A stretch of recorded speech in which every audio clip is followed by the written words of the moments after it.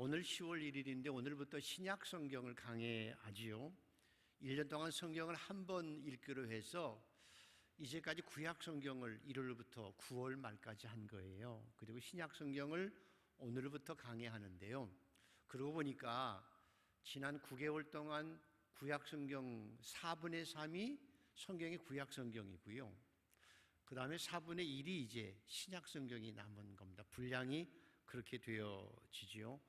물론 주보에 보면 가끔씩 성경 통독 2번, 3번, 이번에도 보니까 신복인 권사님 2번 이렇게 나와 있는데, 여러분 신앙생활 하면서 1년에 한 번이라도 성경을 통독할 수 있는 기쁨이 있기를 축복합니다.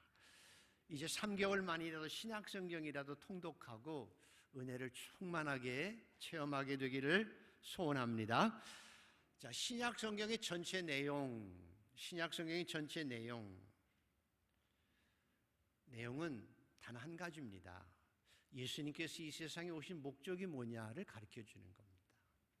예수님께서 이 세상에 오신 목적이 뭐냐를 가르쳐 주는 것이 신약 성경의 내용입니다. 자, 예수님께서 이 세상에 오신 목적이 뭘까요? 자, 요한복음 3장 16절을 외워보면 쉽습니다. 시작. 하나님이 세상을 이처럼 사랑하사 독생자를 주셨으니 이는 그를 믿는 자마다 멸망치 않고 영생을 얻게 하려 하십니다. 조금 구체적으로 요한복음 10장 10절을 외우면 아주 더 명확합니다.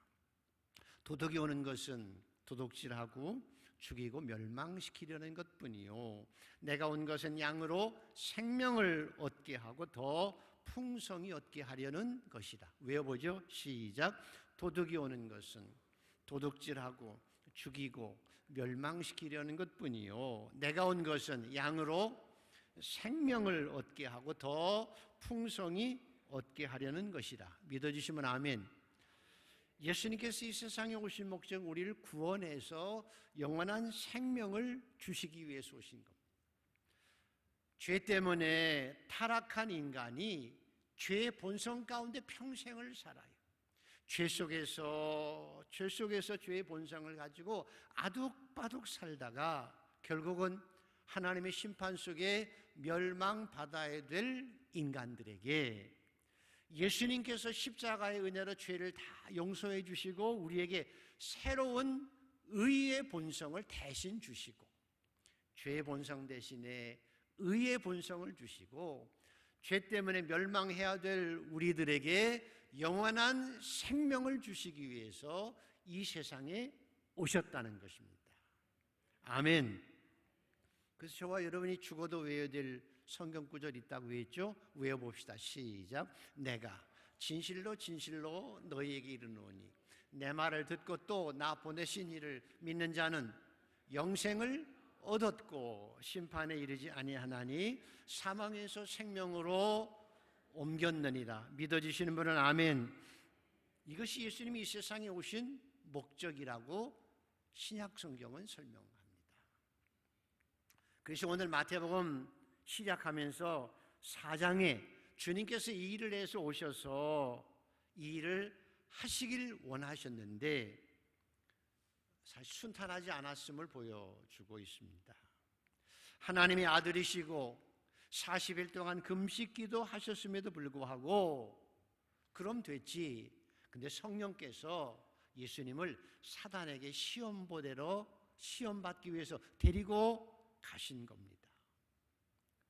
하나님의 아들입니다. 40일 동안 금식하셨습니다. 은혜가 충만한데 성령께서 예수님을 사단에게 시험받으러 데리고 가셔서 시험받게 하셨습니다.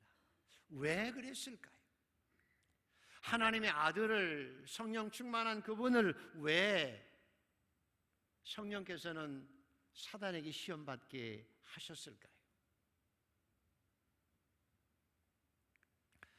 저희가 학교 다닐 때 제일 싫은 게 시험이잖아요. 시험. 중간고사, 기말고사 시험이 싫지요. 근데 저희 때는 달마다 시험 보기도 했어요. 어떤 선생님은 주마다, 한 주간마다 시험을 봐가지고 평가하기도 하지요. 그런데 시험을 지겹고 힘들지만 시험 보기 때문에 열심히 공부하면 유익이 있습니다. 시험을 통해서 선생님이 강조하는 게 뭐구나, 이것이 중요한 핵심이구나 라고 하는 것을 더 깊이 있게 알 수 있는 기회가 되어집니다. 신앙생활도 마찬가지입니다. 신앙생활도 시험을 통해서 우리는 무엇이 신앙에 중요한지를, 신앙의 핵심이 무엇인지를 잘 알 수 있는 유익이 있습니다. 왜냐하면 성경에 보면 마지막 날에 하나님께서 심판하실 때 나더러 주여 주여 하는 자마다 다 천국에 들어갈 것이 아니니라. 그 말은 내가 신앙생활을 열심히 했는데, 내가 선지자 노릇도 하고 열심히 봉사도 했는데 예수님께서 나는 너를 모른다 라고 말씀하시는 것은, 내가 신앙생활을 열심히 해도 헛된 신앙생활, 헛다리 짚는 신앙생활을 할 수 있기 때문입니다. 그래서 시험을 통해서 하나님께서는 우리에게 무엇이 정말 중요한지, 복음의 핵심이 무엇인지를, 하나님의 뜻이 무엇인지를 정확히 알고 헛수고하는 신앙이 아니라 바른 신앙생활을 올바르게 하고 예수님처럼 신앙적으로 승리할 수 있기 위해서 시험을 주셨습니다. 여러분도 그냥 편안한 것만 좋은 것이 아니다. 혹시나 마귀의 시험을 통해서, 어려움을 통해서 하나님, 내가 신앙의 핵심이 무엇인지 헛된 수고하는 신앙이 아니라 날마다 상급받는 신앙인으로 더 바르게 신앙생활을 할 수 있는 축복된 신앙인들이 되기를 소원합니다. 그것이 시험의 유익입니다. 그런데 이 시험의 시작이 어떻게 시작되는가 하면, 33절을 한번 읽어보시겠습니다. 3절 시작. 시험하는 자가 예수께 나와서 이르되 내가 만일 하나님의 아들이거든 명하여 이 돌들로 떡덩이가 되게 하라. 예수님의 시작은 네가 만일 하나님의 아들이거든 으로부터 시작되어집니다. 네가 만일 하나님의 아들이거든, 비슷하지요? 창세기와 비슷합니다. 사탄이 잘 살고 있는 아담과 이브에게 나와서, 야, 동산 중앙에 있는 나무의 실과를 정말 하나님이 먹지 말라 하더냐? 하나님의 말씀을 의심하게 만드는 것이었습니다. 오늘 사탄도 예수님께 와서 네가 하나님의 아들이거든 의심하게 만드는 것입니다. 사탄이 예수님께서 하나님의 아들인 줄 너무 잘 알아요. 너무 잘 알면서도, 예수님이 이 세상에 오신 목적이 무엇인지 명확하게 알면서도 의심하게 만드는 것입니다. 사탄이 의심을 통해서 우리를 넘어지게 하는 것입니다. 우리가 중고등학교 때 배웠던 철학자 데카르트가 한 유명한 말이 뭐죠? 데카르트. 공부 좀 안 하셨나 모르겠어요. 데카르트가 나는 생각한다, 고로 나는 존재한다. 나는 생각한다, 고로 존재한다. 이성을 강조하지요. 그리고 그가 책에서 늘 강조합니다. 너희는 인간으로서 의심하라. 모든 것을 의심하라. 인간의 이성을 가지고 의심해라. 그래서 끝까지 의심해서 의심이 전혀 남을 수 없는 그것이 진리다. 그렇게 인간의 이성의 위대함을 주장했습니다. 사탄도 똑같습니다. 너희가 하나님의 말씀을 들어도 하나님의 말씀 의심하라. 의심하고 또 의심해보라. 하나님의 말씀이 맞냐? 옛날 말이다. 시대에 뒤떨어지지 않았어? 비이성적이잖아. 순종하면 하나님의 축복을 받는다고 어디 그런 거 있으면 내놔봐. 그런 사람이 얼마나 되나? 하나님의 말씀을 의심하게 합니다. 심판이 어디 있어? 죄 지은 사람이 더 잘 살고 있는데 하나님의 말씀이 이루어진다고? 심판이 있기는 해. 죽어봐야 알지. 천국과 지옥 의심해봐. 정말 있는지 의심해. 부활도 의심해봐. 이것이 사탄이 하는 시험의 시작입니다. 사실은 영적으로 보면 사탄은 자기가 멸망할 걸 뻔히 알고 있어요. 자기 때가 얼마 남는 줄 알지, 얼마 남지 않는 줄 알고 의심해서 자기가 지옥에 가지만 하나님의 자녀들도 선택한 백성이라도 넘어져서 타락시켜서 우리에게 주신 영원한 생명을 도둑질하려고 우리를 의심하게 만드는 거예요. 사랑하는 성도 여러분, 성경은 이렇게 강조합니다. 너희는 하나님의 말씀을 믿어라. 천지는 변해도 1.1획도 변함이 없는 하나님의 약속을 믿고 그리고 따라 순종하라. 하나님께 나아가는 자는 반드시 그가 계신 것과 또한 그를 찾는 자에게 상 주시니심을 믿어야 할지니라. 아멘. 하나님께 나아가는 자는 반드시 그가 계신 것과 또한 그를 찾는 자에게 상 주시니심을 믿어야 할지니라. 그래서 하나님, 제가 늘 믿음을 따라 살게 하여 주시옵소서. 그렇게 살아가며 믿음을 따라 하나님께 영광을 돌리며 하나님의 복을 받으며 이 땅을 살게 하여 주시옵소서. 믿음의 용사들이 되기를 축복합니다. 내가 하나님의 아들이거든 의심에서 벗어나서 믿음의 용사들이 되기를 축복합니다. 그리고 이제 첫 번째 시험이 뭔가 하면, 자, 성경을 한번 읽어보시겠습니다. 3절, 4절까지를 한번 읽습니다. 시작. 시험하는 자가 예수께 나와서 이르되 내가 만일 하나님의 아들이거든 명하여 이 돌들로 떡덩이가 되게 하라. 예수께서 대답하여 이르시되 기록되었으되 사람이 떡으로만 살 것이 아니요 하나님의 입으로부터 나오는 모든 말씀으로 살 것이다 하였느니라 하시니. 아멘. 첫 번째 시험이 줄이신지라 배고픈 시험입니다. 먹는 것에 대한 시험입니다. 돈 없는 시험입니다. 인간에게 가장 애절하고 궁색한 시험이기도 합니다.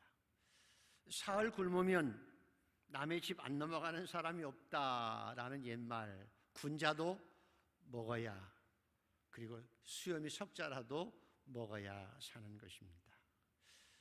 우리가 역사 속에서 애절한 얘기가 하나 있는데요. 사도세자 알지요? 그 아버지가 누구지요? 영조였습니다. 아버지가 자식을 뒤주 속에 넣어서 죽게 합니다. 그런데 그 사도세자가 뒤주에 갇힌 것 며칠 만에 죽었을까요? 뒤주에 갇혀서 며칠 만에 그 젊은이가 죽었을까요? 얼마나 걸렸는지 혹시 아십니까? 8일 만에 죽었습니다. 사람이 마시지 않고 먹지 않으면 8일이면 생명이 끝난다는 것이지요. 그래서 옛날에 어르신들 가운데서 나이가 들고 자기가 병이 들어서 자식들에게 혹시 누가 될까 생각하는 어른들은 아주 엄한 결단을 내리신 분도 있지요. 나 입맛 없다, 안 먹는다. 못 먹겠어, 안 먹을 거야 하고 자식들을 생각해서 곡기를 끊으시는 분들도 계셨지요. 곡기를 스스로 끊으면 자식들을 위하면서 끊는다고 하면 겨우 열흘 정도, 보름 정도면 그분들이 돌아가시기도 하셨습니다. 배고픈 서름이 얼마나 큰지 겪어본 사람은 압니다. 배고픈 배를 움켜쥐고 밤에 잠을 자야 하는 아픔이 얼마나 서러운지 겪어본 사람은 아는 것이지요. 그래서 배고프면 우리를 육체적으로, 정신적으로, 영적으로 철저하게 망가지게 하는 것입니다. 가난은 우리를 정신적으로, 영적으로, 육체적으로 처절하게 망가지게 만드는 것입니다. 그래서 배고픈 사람에게 복음이 뭘까요? 배고픈 사람에게 기쁜 소식은 뭘까요? 실컷 먹어봐라. 그게 복음이에요. 배고픈 사람의 형이상학적이 아니라 실컷 먹어봐라. 이것이 복음이에요. 돈이 없어서 가난한 사람들에게 내가 네 빚을 좀 갚아줄게. 내가 돈을 좀 줄게. 한번 살아봐. 이게 돈이 복음이에요. 예수님께서 40일 금식하셨기 때문에 돌이 떡같이 보였을 거예요. 예수님은 전능하신 하나님의 아들이기 때문에 돌로 떡을 만드실 수 있기 때문에 그런 능력이 있음에도 불구하고 마귀가 야, 네가 전능하신 하나님의 아들인데 네 꼴이 뭐냐? 네가 전능하신 하나님의 아들인데 불구하고 네 꼴이 뭐야? 먹을 것도 없잖아. 피골이 상접해서 살아가잖아. 네가 하나님의 아들인데 천지를 창조한 하나님이신데 왜 굶주리고 살아? 왜 그렇게 가난하게 처절하게 살아? 너무 불쌍하다고 사실은 비아냥거리고 있는 거거든요. 예수님이 능력이 있습니다. 떡 5개 물고기 2마리로 5,000명을 먹이고 12광주리가 남게 하신 분이십니다. 그래서 이놈아 네가 뭔데 나를 비아냥거려? 자, 내가 능력이 있어 하고 돌로 떡을 만들어서 당당하게 큰 소리 칠 수 있었습니다. 근데 그렇게 하지 않으셨거든요. 그리고 기록되었으되 사람이 떡으로만 사는 것이 아니라 하나님 입에서 나오는 모든 말씀으로 살아야 돼라고 마귀를 책망하셨습니다. 왜 그러셨을까요? 그 이유는 단 한 가지입니다. 야, 예수가 돌로 떡을 만들었네. 저분은 돌로 떡을 만든 메시아네. 우리를 최소한 굶어 죽이지는 않겠네. 우리를 부자로 만들으시는 메시아네. 내가 저분을 믿으면 최소한 굶어 죽지는 않고 쌀밥 먹을 수 있고 부자가 될 수 있어. 사람들이 돈을 복음으로 착각할 수 있었기 때문입니다.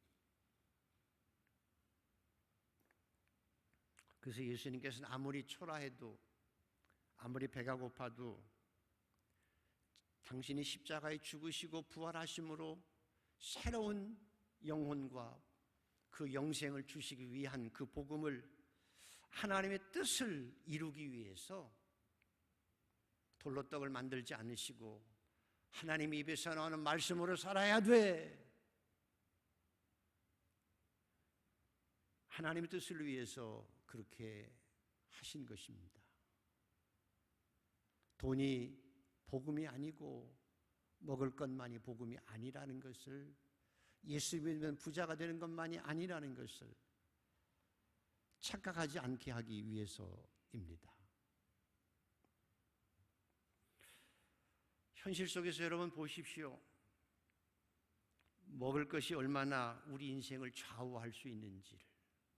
한 끼 식사가 우리 인생을 좌우할 수도 있습니다. 에서를 보십시오. 사냥하다가 너무 배고파서 팥죽 한 그릇. 그 팥죽 한 그릇 그게 얼마나 된다고. 그 팥죽 한 그릇 때문에, 사실 작은 돈 때문에 하나님의 뜻을 저버리고 영원히 버림받은 자가 되어지고 만 거지요. 그런데 반대로 다니엘과 그 친구들은 바벨론 포로 생활 가운데서도 나는 왕의 진미를 먹지 아니할 거야. 왕이 내리는 고기를 먹지 않아도 나는 하나님의 말씀대로 살 거야 하고 과감하게 그 진미를 거절했던 다니엘에게 하나님께서는 지혜를 주시고 총명 주시고, 그리고 바벨론의 총리가 되게 하셨죠. 인생이 이렇게 한 끼 식사 때문에, 먹을 것 때문에 바뀔 수 있는 것입니다. 그러나 그 먹을 것으로 우리 자신의 신앙을 잃어버려서는 안 된다는 것입니다. 또한 부자 나사로의 얘기가 있습니다. 부자는 돈이 많습니다. 날마다 호호하고 싶겠지만 자기 문 앞에 굶주리는 거지 나사로 음식을 나누어 줄 수 있었는데, 나사로를 돌보지 않아서, 선을 베풀지 않아서 부자여서 지옥에 간 것이 아니라 돌볼 수 있음에도 불구하고 돌보지 않고 선을 행하지 않아서 지옥에 간 것입니다. 근데 반대로 아브라함은 나그네를 극진히 대접했습니다. 천사를 극진히 대접했습니다. 그래서 하나님의 뜻을 알게 되고 멸망한 소돔에서 조카 롯의 가족을 구원할 수도 있었습니다. 먹는 것이, 돈이 그만큼 우리의 생을 좌지우지할 수 있고 때로는 우리를 망하게 하기도 하고 우리를 하나님의 영광의 자리에 올려놓기도 합니다. 저는 우리 한강의 성도들이 먹는 것으로 인해서 돈에 대해서 승리하고 하나님의 기쁨이 되기를 주의 이름으로 축원합니다. 어떻게 돈에 대해서 먹는 것을 승리할 수 있을까? 성경은 명확하게 말씀합니다. 너희가 온전한 11조를 드려서 내 성전의 곳간에 가득 차게 하라. 내가 쌓을 것이 없도록 부어 주리라. 이 하나님의 약속을 믿으시는 분은 아멘, 믿으셔야 합니다. 하나님의 약속을 의심하지 말고 믿어야 합니다. 너희가 온전한 11조를 드려 내 성전의 곳간에 가득하게 하라. 내가 너희에게 쌓을 것이 없도록 부어주리라. 하나님의 약속은 변함이 없습니다. 반드시 이루어집니다. 그러므로 하나님의 약속을 의심하지 말고 믿으십시오. 그리고 하나님의 은혜를 누리고 살아가는 성도가 되기를 소원합니다. 그리고 11조를 드리면서 이렇게 기도하십시오. 하나님, 제 인생에 나이가 들어갈수록 하나님 앞에 드리는 10의 1조가 늘어나게 하여 주시옵소서. 아멘. 하나님, 우리 후손들은 나보다 10배, 30배, 60배, 100배 하나님 앞에 더 11조를 드리게 하여 주시옵소서. 이왕이면 10의 1조만 가지고도 충분히 생활할 수 있고 10의 9조를 하나님 앞에 선을 행하며 살아갈 수 있게 하여 주시옵소서. 입을 넓게 열어 기도하고 믿음으로 복을 받는 성도들, 가정들 되기를 축원합니다. 또 하나는 세계 최고 부자였던 락펠러에게 기자가 물었습니다. 당신이 세계 최고 부자예요.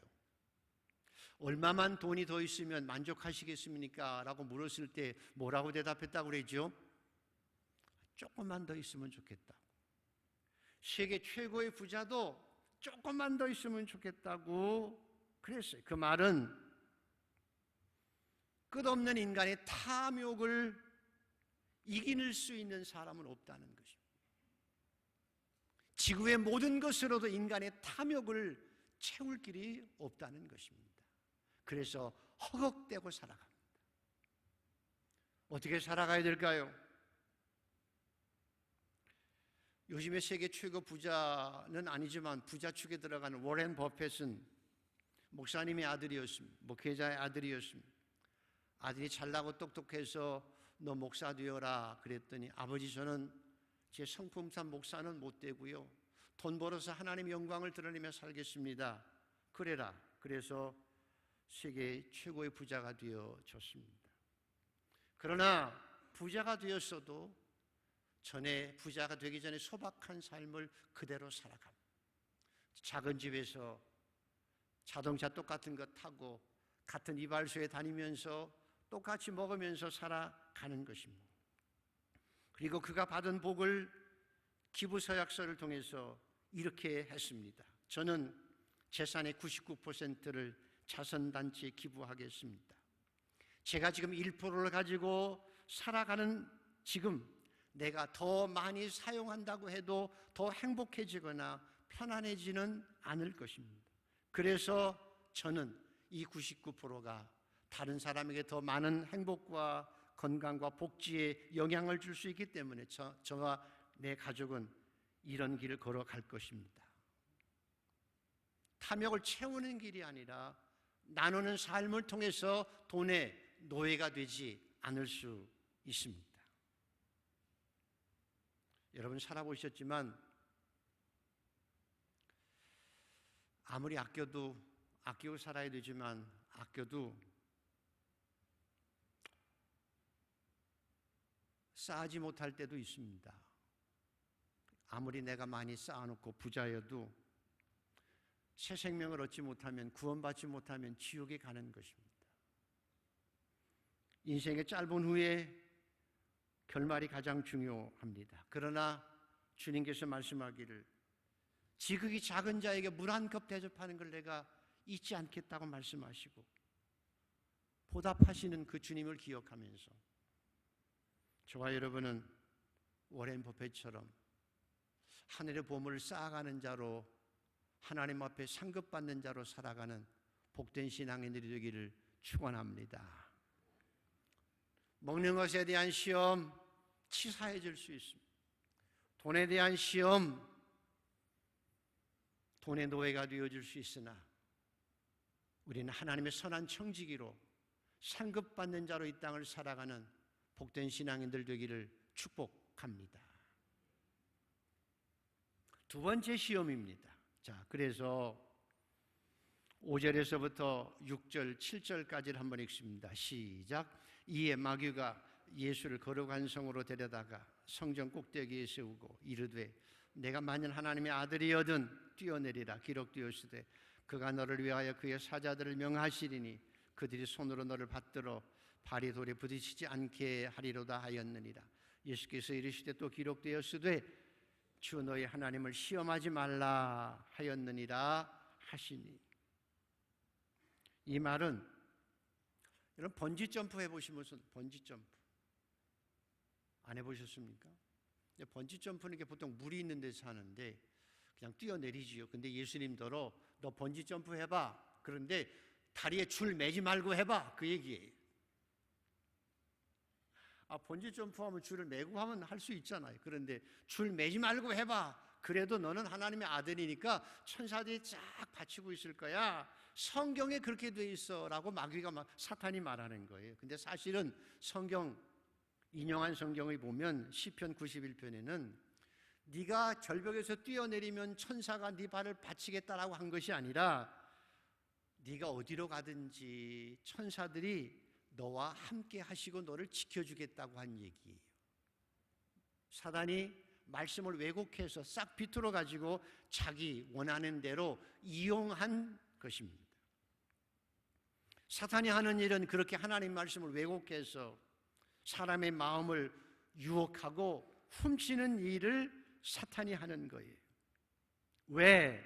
그래서 너를 교만하게 하고 정신적으로 우월감을 가지고 사람을 무시하고 멸시하며 교만하게 살려서 우리를 망하게 하려고 하기 때문입니다. 네가 하나님의 아들이여 좀 드러나야 되잖아. 빨리 인기도 얻어야 되잖아. 네가 대장이 되어야 되잖아. 큰 소리 칠 수 있어야 되잖아. 네가 잘났잖아. 그래서 우리로 하여금 우월감 속에 빠져서 교만하게 만들어서 자기가 높은 것처럼 자랑하고 살게 하는 것입니다. 교만하게 만드는 것입니다.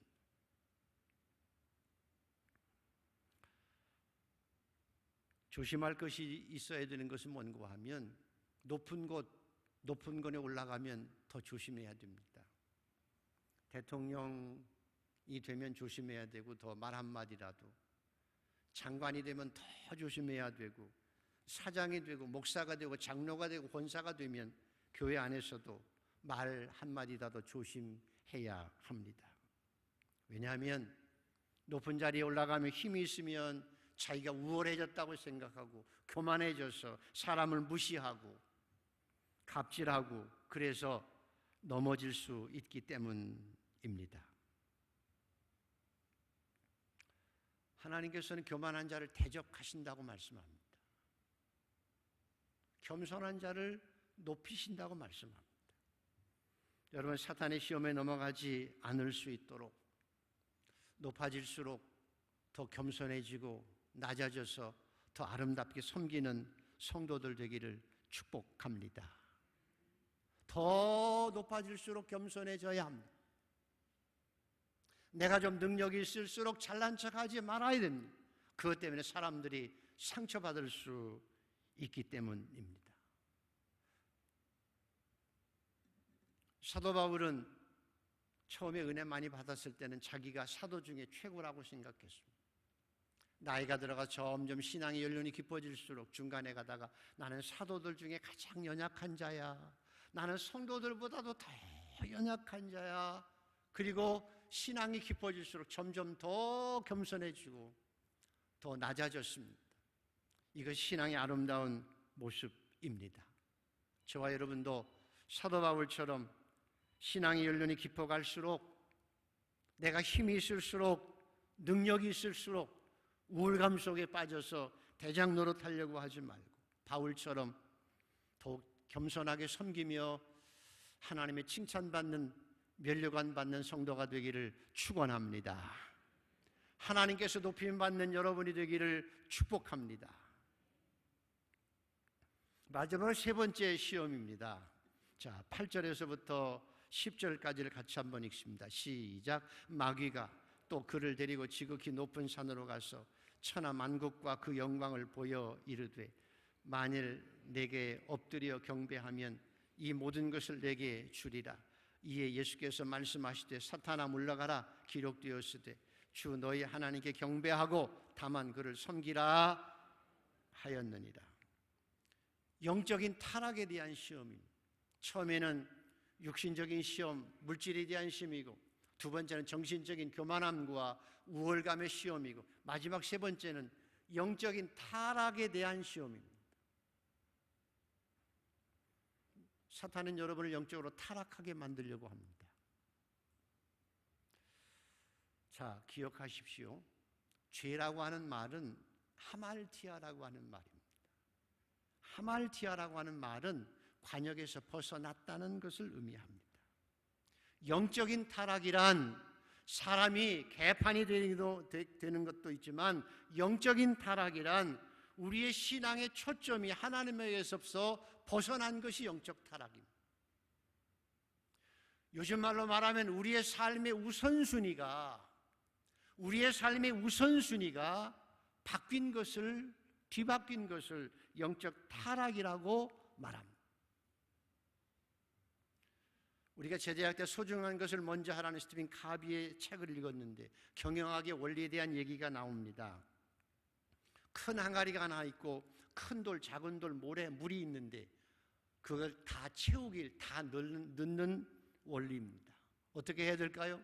큰 돌부터 집어넣어야지요. 그리고 가운데 자리 잡고 작은 돌을 빈틈에 쳐놓고 그 다음에 또 모래를 붓고 마지막에 물을 부으면 다 들어갈 수 있습니다. 소중한 것을 먼저 하는 것이 인생의 효과적인 삶이라고 얘기하고 있는 거지요.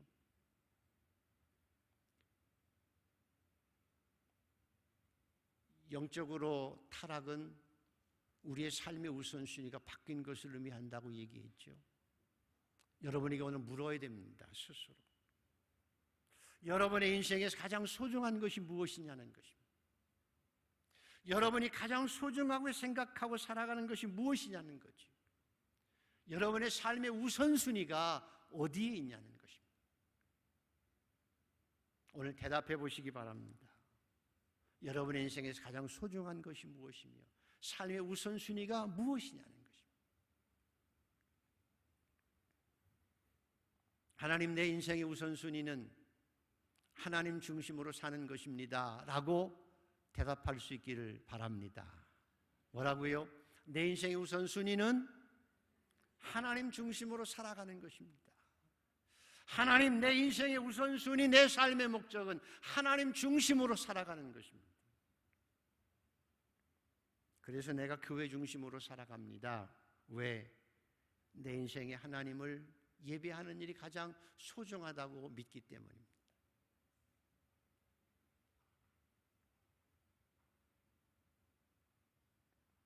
그래서 한 주간 오늘 예배드리고 가면 주님이 주신 말씀을 가지고 한 주간을 살아가면서 월요일, 화요일, 수요일, 주일이 기다려집니다.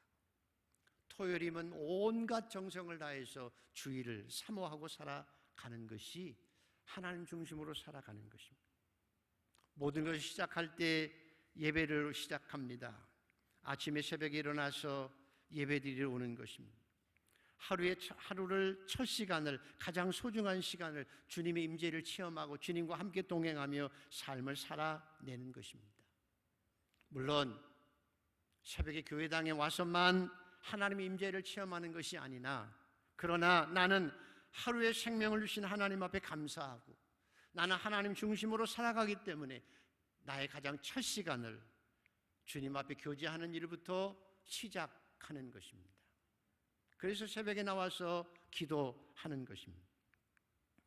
생일 때도 예배로 시작합니다. 군대 갈 때도 예배드리고, 제대에서도 예배드리고, 병원에 입원할 때도 예배드리고, 퇴원할 때도 예배드리고, 사업을 시작할 때도 예배드리고, 심지어는 사업이 망해서 폐업할 때도 하나님 앞에 예배를 드립니다. 결혼할 때도 하나님 앞에 먼저 예배를 드리고 시작하고, 죽었을 때도 예배로 하나님 앞에 영광을 돌리며 살아가는 것입니다. 왜? 내 삶의 우선순위가 오직 하나님 중심으로 살아가고 있기 때문입니다.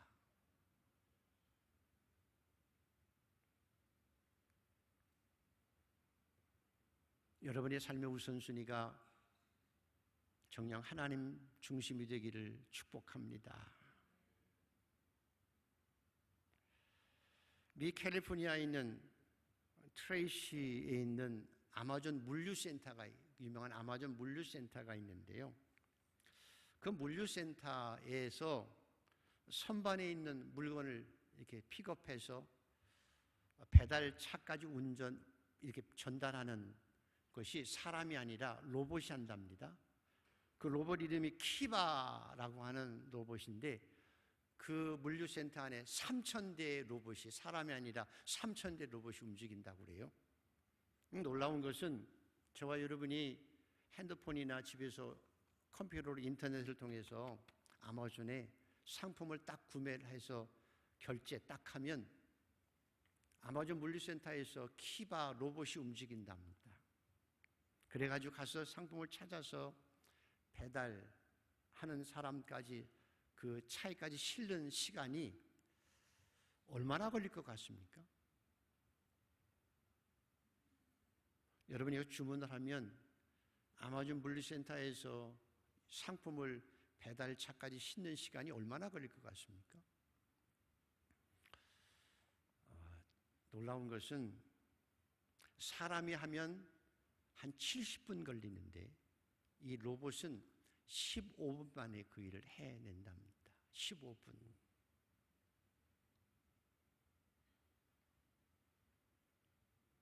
이미 물류센터에 인공지능 로봇들이 점령을 하고 있지요. 그래서 미래사회, 인공지능과 첨단 정밀기기가 일을 하는 사회 속에서 그 미래를 선점하기 위해서 국가마다, 사회마다, 기업마다 첨단 기술을 선점하기 위해서 그렇게 무지 애를 쓰고 있는 것이지요.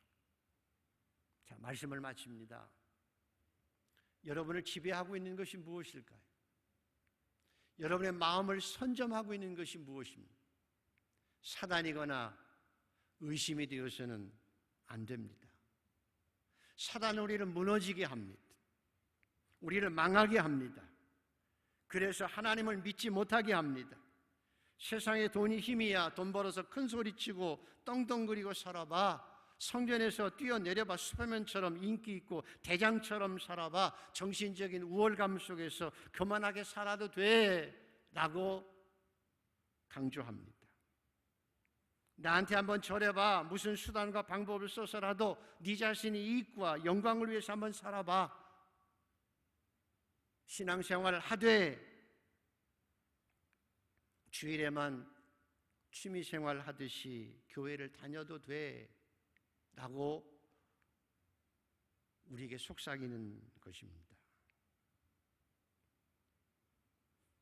마지막까지 여러분의 마음을 사탄에게 뺏기지 않게 되기를 축복합니다. 의심이 여러분의 마음을 채우지 않도록 해야 합니다. 이 세상의 진리는 길이요 진리요 생명은 오직 예수밖에 없습니다. 예수가 여러분 마음에 채워지게 하십시오. 예수를 선점하십시오. 길이요 진리요 생명이신 예수를 선점하고 그분을 삶의 우선순위로 두고 하나님의 성령이 여러분을 지배하게 하십시오. 그래야 우리에게 주신 그 영원한 생명을 마지막까지 지켜낼 수 있고 나중에 새하늘과 새 땅에서 주님 안에 상급받는 자로 이 땅에 마감하고 하나님 앞에 설 수 있습니다. 다시 한번 기억해 보십시오. 사도세자가 뒤지 속에서 자기 생애를 마감하는 것은 8일밖에 안 걸린 겁니다. 저와 여러분은 80을 살지만 우리 뒤에는 심판이 있습니다. 하나님의 영원한 새하늘과 새 땅이 기다리고 있습니다.